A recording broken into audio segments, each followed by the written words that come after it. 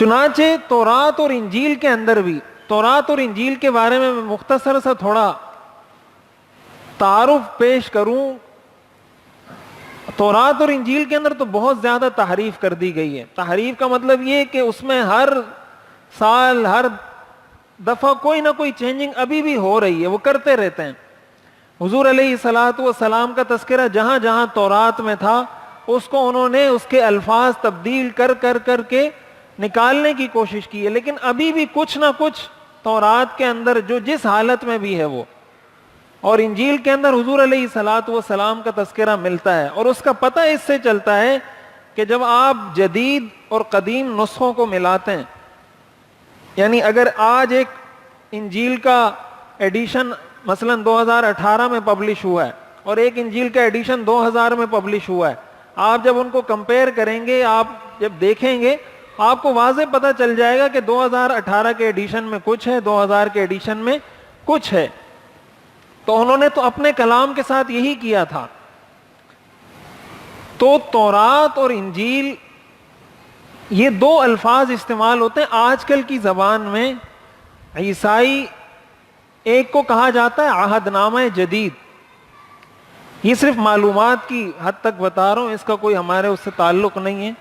ایک کو کہا جاتا ہے عہد نامہ جدید، ایک کو کہا جاتا ہے عہد نامہ قدیم. ایک کو کہا جاتا ہے اولڈ ٹیسٹامنٹ، دوسرے کو کہا جاتا ہے نیو ٹیسٹامنٹ. عہد نامہ قدیم ان کتابوں کو کہا جاتا ہے عیسائیوں کے ہاں جو حضرت عیسیٰ علیہ السلام سے پہلے نازل ہوئی ہیں، جس میں تورات بھی آتی ہے. تورات اور اس سے پہلے جو صحائف، جو کتابیں وحی کے طور پہ نازل ہوئی ہیں، اس کو اولڈ ٹیسٹامنٹ کہا جاتا ہے، عہد نامہ قدیم کہا جاتا ہے. حضرت عیسیٰ علیہ السلام کے بعد جو لکھی گئی اور حضرت عیسیٰ علیہ السلام کا اس میں تذکرہ کیا گیا، اس کو عہد نامہ جدید کہا جاتا ہے، نیو ٹیسٹامنٹ کہا جاتا ہے اس کو. اور ان دونوں کے مجموعے کو بائبل بولتے ہیں.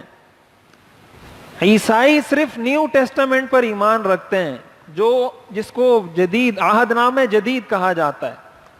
وہ نیو ٹیسٹامنٹ پر ایمان رکھتے ہیں، اولڈ ٹیسٹامنٹ پر ایمان نہیں رکھتے، اس لیے کہ اس کے اندر تورات بھی آتی ہے، دیگر صحائف اور کتب بھی آتی ہیں، اور اس پر ظاہر عیسائیوں کا ایمان نہیں ہے.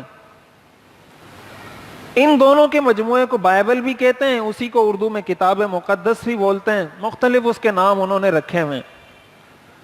تو جو تورات ہے اس کے اندر بھی پھر سمجھے مختلف چیپٹر کہہ لیں، مختلف ابواب کہہ لیں، مختلف صورتیں کہہ لیں، کچھ بھی کہہ لیں، اس کو پھر تقسیم کیا ہوا ہے.